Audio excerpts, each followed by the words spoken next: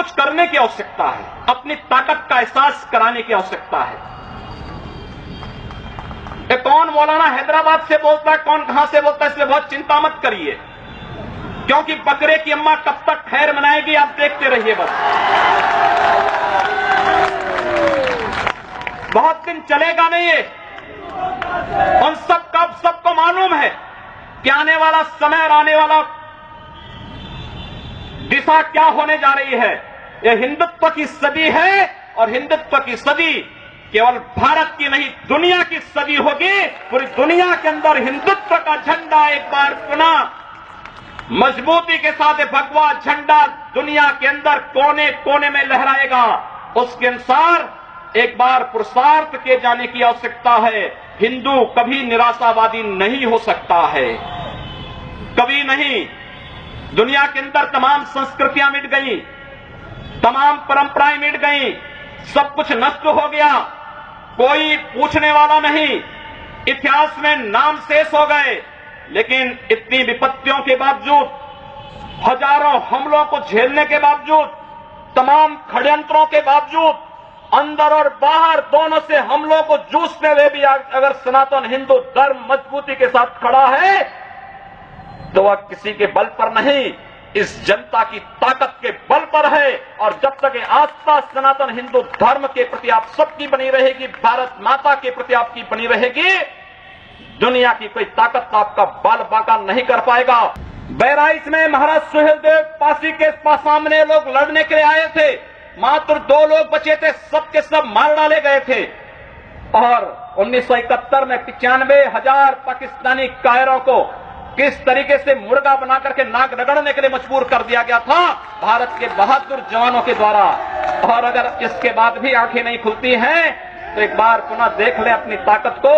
मैं तो यही कहूंगा, अंत में मुझे केवल यही कहना है कि बहुत महत्व मत दीजिए, ये हैदराबादियों को बहुत महत्व मत दीजिए, ये सब मौलानाओं को बहुत महत्व देने की आवश्यकता नहीं। दुनिया के अंदर जहां भी जाएंगे शक की निगाहों से देखे जाएंगे। भारत का संत दुनिया के अंदर कहीं भी जाता है सम्मान की निगाहों से देखा जाता है। पूरी दुनिया के अंदर जहां भी भारत की संत परंपरा जाती है। सिंगापुर में मैं गया, मैं देर में पहुंचा, जब एयरलाइंस में बैठने के लिए हुआ तो उसने मेरे कपड़े देखे और सबसे आगे की सीट में बैठे हुए लोग वो खड़े हो गए, वो मुझे बुलाने लगे कि आप आगे। मैंने कहा नहीं, मेरी सीट पीछे। कहा नहीं आप आगे बैठिए। वहां की थाईलैंड में गए, वहां की बस में आगे की 2 सीट तो केवल संतों के लिए है, यानी मुफ्त में यात्रा करिए, जितनी यात्रा कर सकते हैं। दुनिया के अंदर कहीं भी आप जाएंगे भारत की संत परंपरा का सम्मान है और भारतीय नागरिकों का सम्मान है। मैं एक दिन पढ़ रहा था मक्का के बारे में, सऊदी अरब के इस पवित्र शहर के बारे में। कहा जाता है कि मक्का में कोई गैर इस्लामिक नहीं जा सकता, कोई गैर मुसलमान वहां नहीं जा सकता। वेटिकन सिटी के बारे में पढ़ रहा था, वहां गैर ईसाई नहीं जा सकता। लेकिन काशी हिंदुओं की सांस्कृतिक राजधानी है, धार्मिक नगरी है, काशी के अंदर सब लोग आ सकते हैं। अब उदार कौन है?